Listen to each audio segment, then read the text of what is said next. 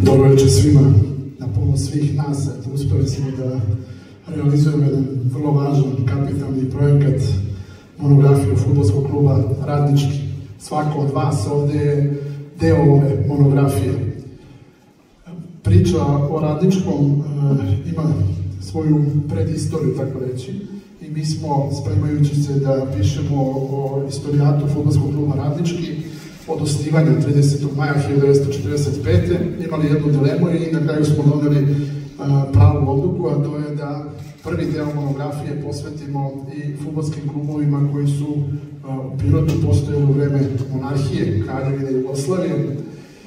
Fudbal je danas globalni fenomen.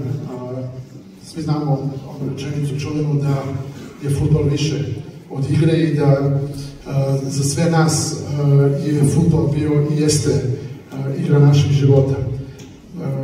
Različiti sistemi kroz koje je fudbal u Jugoslaviji, odnosno na ovim prostorima Jugoslavije u različitim državama prolazio, ostavio je duboki trag i kulturološki, istorijski, sociološki, kako god.